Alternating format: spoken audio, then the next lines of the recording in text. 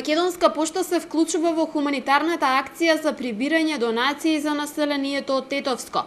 Сите граѓани кои имаат желба да донираат храна, хигиенски средства, облека за настраданите во поплавите во Тетовскиот регион, производите можат да ги остават во филијалите на Македонски пошти насекаде во земјава.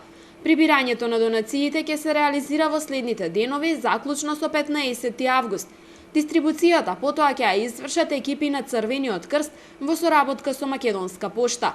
Од Црвениот крст потсетуваат дека за настраданото население сепак најмногу се неопходни финансиски средства.